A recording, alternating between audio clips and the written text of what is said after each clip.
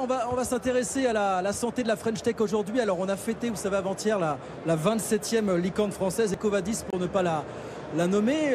Beaucoup de licornes désormais, mais des défis aussi pour l'environnement de la French Tech. Notamment, on va en parler avec nos invités. Clara Chapas qui est avec nous. Bonjour Clara. Bonjour. Bienvenue, directrice de la mission French Tech. On fait le pitch en quelques secondes de la mission French Tech aujourd'hui, Clara. La mission French Tech, notre rôle, c'est vraiment d'accompagner la croissance de l'écosystème, de faire en sorte qu'il y ait toujours plus de start-up en France et que cet écosystème continue à grandir. On est au sein du ministère de l'économie et des finances, on a une administration et on travaille tous ensemble avec les entrepreneurs et les investisseurs. De plus en plus, pas forcément que des licornes, mais de plus en plus de start-up. Voilà, c'est pas une fin en soi. Jean-Marc Patouillot est avec nous également. Bonjour Jean-Marc, bienvenue. Bonjour. Managing Partner chez Partech, qu'on ne présente plus, plateforme française d'investissement techno, présente dans plus de 200 entreprises, c'est ça, dans une quarantaine de 230. pays. 230 entreprises dans une quarantaine de pays aujourd'hui. Je le disais, donc 27e licorne avant-hier, EcoVadis, dont vous avez participé à la croissance, je crois, chez Partech, notamment. Nous étions rentrés très tôt dans le capital d'EcoVadis. On a été le premier investisseur avant que CVC nous rejoigne, puis plus récemment General Atlantic et Astorg, effectivement. Et aujourd'hui, ils sont là. Je voudrais qu'on dise un mot quand même, avant de parler des inquiétudes du moment, de la façon dont le nombre de licornes a explosé en France. Il y a 3 ans, on les comptait, alors je vais dire sur les doigts d'une grosse main quelque part. Les Pays-Bas, la Suède étaient devant nous. Aujourd'hui, on rattrape une partie du retard avec le UK et l'Allemagne. Comment vous expliquez qu'en 3 ans, les choses se soient aussi rapidement décantées, Clara? Hier, j'étais sur un panel avec John Chambers, donc qui est un grand leader américain qu'on ne présente plus et qui disait une chose, je pense, qui est extrêmement juste et flatteuse pour la France.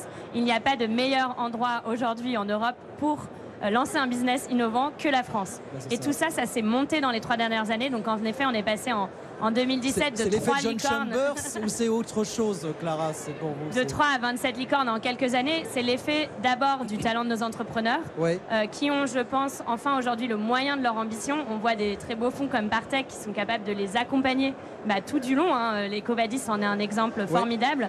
Et du soutien du gouvernement qui a rendu la France comme un pays vraiment très attractif pour les startups, pour les talents, avec un certain nombre de dispositifs, le French Tech Visa, les flat tax sur les gains en capitaux, les BSPCE, tous ces dispositifs qui font qu'aujourd'hui, il est beaucoup plus attractif de se lancer en France qu'ailleurs. D'accord avec ça, Jean-Marc, c'est aussi ce qui a été fait sur le plan fiscal, sur le plan réglementaire, qui a permis de décoincer les choses dans l'espace de 3 ans, finalement, pour vous. Oui, c'est tout à fait ça, mais c'est aussi, en fait, c'est un cycle vertueux d'entrepreneurs qui réussissent et qui créent 10 vocations à partir de leur propre expérience. Donc il y a un effet démultiplicateur. Plus de gros deals, plus de grosses levées de fonds. Je me souviens que pendant longtemps, jusqu'il y a quelques années, on parlait un petit peu du plafond des levées de fonds. Il y avait un chiffre qui sonnait comme 100 millions. Bon, aujourd'hui, on a dépassé sur beaucoup de deals, ça, finalement. Oui, mais alors, je pense que les investisseurs savent raison garder. On garde la tête froide. Et la preuve, s'il en est, vous parliez de licorne tout à l'heure. Une licorne, ça se définit par rapport à une valorisation. Je pense que chez les investisseurs aujourd'hui et chez ceux qui nous soutiennent, il y a plus cette notion de ce qu'on appelle centaure, c'est-à-dire ceux qui sont capables de prouver qu'avec ces capitaux levés, ils sont aussi capables de faire du volume d'affaires, du chiffre d'affaires. Miracle notamment était là aussi, EcoVadis sont là pour nous montrer que c'est pas une fin en soi, effectivement, d'être une licorne. Aujourd'hui, il faut pouvoir délivrer, Clara, on est d'accord. Je pense que c'est ni une fin en soi d'un point de vue, disons, valorisation capitalistique, indicateur financier, et c'est ni une fin en soi non plus pour les entrepreneurs. Aujourd'hui, qu'est-ce qui motive un entrepreneur? C'est de créer des solutions à l'échelle, c'est de pouvoir employer. Aujourd'hui, il y a 1 million de personnes qui travaillent dans les startups de la French Tech, de façon directe ou indirecte. Ce chiffre devrait doubler dans les 3 prochaines années. Donc c'est ça la French Tech, c'est pas seulement des valorisations, mais la valorisation en quelque sorte, c'est une façon de pouvoir témoigner d'une capacité à passer à l'échelle. Il y a des acteurs comme Partech qui accompagnent les entreprises françaises. Alors, est-ce qu'il y a un débat pour vous aujourd'hui encore autour de trop de capitaux anglo-saxons? Non, il n'y a pas trop de capitaux anglo-saxons. Et pas assez de capitaux français, vous voyez ce que je veux dire? Enfin, c'est ça, il y a des capitaux français. Non, ce qui est important, c'est que ces capitaux ils soient fléchés, ils soient investis intelligemment. Et donc, une fois de plus, il est important de garder la tête froide. Nous, on perçoit cette espèce de petit hiver de l'investissement post-inflationniste, post-guerre, post-pandémie, plutôt comme une bonne chose qui permettra de revenir probablement à des choses un petit peu plus raisonnables en termes de valorisation. Donc, mettre l'argent intelligemment au travail. Tout ça est peut-être opportun quelque part. Vous êtes d'accord avec ça, vous, Clara? Je suis tout à fait d'accord. Ouais. Je pense que si on revient encore une fois à quelques années en arrière, il y avait très peu de fonds étrangers qui s'intéressaient à la French Tech. Aujourd'hui, cette attractivité, c'est le résultat d'un énorme travail qui est positif pour l'environnement start-up parce que ça donne plus de moyens et qui en plus est finalement complémentaire à tout l'effort de financement qui a été déployé par le gouvernement français via les fonds Tibi, oui, mais aussi à l'échelle européenne. Il y a 4 milliards d'euros qui ont été annoncés en début d'année pour financer les startups de l'Europe dans leur levée late stage via du fonds de fonds. Ouais. C'est important parce que quand on rentre dans un contexte économique incertain comme aujourd'hui, il faut pouvoir avoir plusieurs options et ne pas dépendre seulement de ces acteurs américains ou asiatiques qui aujourd'hui sont peut-être un peu plus prudents dans leurs investissements. Et la bourse, est-ce qu'il y a un problème d'accès à la bourse pour vous? Est-ce que c'est un sujet qu'il faut rouvrir? Est-ce que c'est la panacée pour tout ou partie de ces entreprises d'aller en bourse? Et l'autre débat sur lequel je voudrais avoir votre point de vue, c'est certains disent qu'il faut un Nasdaq européen. Est-ce que pour vous, c'est un sujet qu'il faut rouvrir urgemment aujourd'hui? Alors, le Nasdaq européen a bel et bien existé. Oui. C'était dans un autre siècle. C'est vrai. Ça s'appelait l'ISDAC, avec le succès qu'on lui connaît. Donc, je ne pense pas que ce soit vraiment un problème de structure ou de gouvernance ou de véhicule. Je pense qu'il y a quand même une réticence en Europe, en tout cas du point de vue des investisseurs, à aller sur le marché boursier, oui, parce qu'on n'y trouve pas forcément les puissances d'analyse qui permettent aux investisseurs institutionnels d'être très actifs, d'être très au courant de l'évolution des sociétés. Clara. Et j'ajouterais que c'est aussi un problème de liquidité. Comment est-ce qu'aujourd'hui on peut engager ces investisseurs institutionnels à se placer sur les valeurs tech en bourse? Oui. C'est pour moi peut-être quelque chose qui s'est passé la semaine dernière qui est très positif, c'est la création de Euronext Tech Leaders, oui, qui rassemble un certain nombre d'entreprises à l'échelle européenne qui sont vraiment les leaders de la tech. Pourquoi? Question de visibilité, pouvoir vraiment montrer quelles sont ces entreprises de la tech, les flécher aux investisseurs, mais aussi une question de financement avec la BPI, la CDC qui ont tous les deux annoncé qu'ils allaient investir plusieurs centaines de millions d'euros sur la liquidité de ce marché. Jean-Marc Patouillot. Oui, je voulais juste rebondir sur ce point. Il faut bien comprendre que ce qui anime les investisseurs institutionnels ou privés qui viennent dans le private equity, c'est cette attente de liquidité. Oui. Voilà. EcoVadis, quand on fait une opération, une transaction, cette liquidité, elle est offerte à tous ceux qui préexistaient dans le capital. Oui. La bourse, c'est pas un événement de liquidité. Enfin, ça peut en être un, mais pour une petite partie de la transaction.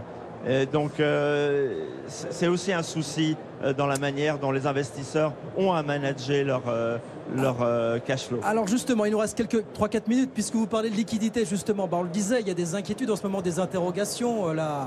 L'inflation, les oscillations, on va dire ça comme ça, des indices américains du Nasdaq, la remontée des taux d'intérêt, on l'a vu hier soir, ce que nous annonçait la Réserve fédérale américaine. Est-ce que vous dites que dans cette configuration, oui, vous me dites on va peut-être revenir à des choses plus saines, plus raisonnables, mais est-ce que le marché ne va pas un petit peu se gripper? Est-ce qu'on n'est pas en train de se dire que finalement on verra peut-être apparaître moins de licornes françaises, notamment ces prochaines années, qu'on en a vu apparaître ces dernières années finalement, tout simplement?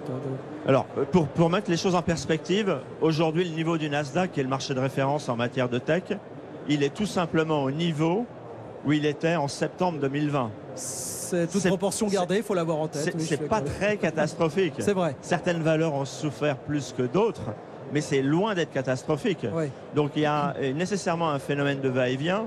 Là, on est peut-être dans le va à cause des pressions inflationnistes et ses conséquences sur la supply chain. Oui. Mais vous comprenez bien que c'est aussi des opportunités de rentrer de nouveau sur le marché, que ce soit en bourse, pour les valeurs établies, ou même dans le private equity ou le venture. Clara. Et pour aussi mettre en perspective ce qui se passe aujourd'hui, on est là mi-juin avec les sociétés de la French Tech qui ont levé plus de 8 milliards d'euros en 2020 encore, pour prendre la même année de référence, donc pré-pandémie. Sur toute l'année, seulement 5 milliards avaient été levés. C'est ça. Donc on a déjà largement dépassé. C'est d'ailleurs un record pour un premier semestre. Et rien que cette semaine, on a parlé d'EcoVadis, on a eu aussi ImCheck dans les biotech qui a levé près de 100 millions. On a eu un certain nombre de plateformes aussi, plutôt dans les premiers early stage, série A, seed, qui continuent à lever.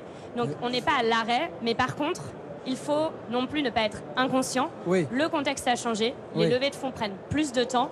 Les levées de fonds peut-être sont sur des valorisations plus ressemblantes au début de 2021 qu'à la fin de 2021.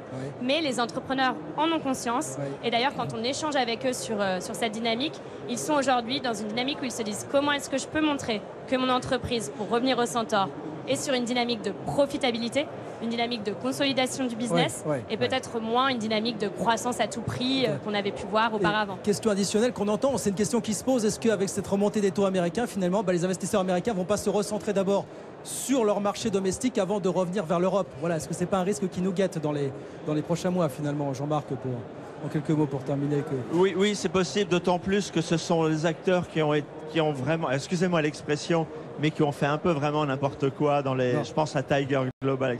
Donc ils vont un peu se contracter, mais ça nous laisse de la place, nous, investisseurs européens. Oui, pour revisiter un petit peu les modèles, pour solidifier un petit peu tout ça. Bon, on est d'accord sur le fait, il nous reste 30 secondes, que les bases de la French Tech, elles sont solides aujourd'hui. Elles sont beaucoup plus solides il y a quelques années, qu'il y a 20 ans, évidemment, au début des années 2000, et même au commencement de la crise de 2008 finalement, Clara. En fait, la base de la French Tech, c'est de se dire on est face à une vraie digitalisation de nos modes de vie, de la façon dont les entreprises travaillent. Et ça, c'est un fondamental qui est là pour rester. Donc, on n'est pas du tout à risque. On est sur un secteur qui va continuer à porter l'innovation de demain. Même sérénité, Jean-Marc, pour finir. Oui, non, c'est ça. C'est la transformation digitale de l'entreprise pour une meilleure productivité. Mais en plus de ça, parce que ça, c'est le discours qu'on entendait il y a 2 ans, pendant la pandémie, en plus de ça, de plus en plus prégnant, il y a le sociétal. Donc, la place de la femme dans la gouvernance. Il y a également le climatique, l'environnemental. Qui prend une place de plus en plus importante dans les préoccupations des dirigeants et des investisseurs. Et des investisseurs, évidemment. Bon, voilà la French Tech, des questions, mais sérénité sur le long terme, c'est le message aujourd'hui. Merci beaucoup à tous les deux. Merci de passer nous voir, Clara Chapaz, directrice de la mission French Tech, et puis Jean-Marc Patouillot, managing partner chez Partech. Merci beaucoup. Merci de passer nous voir.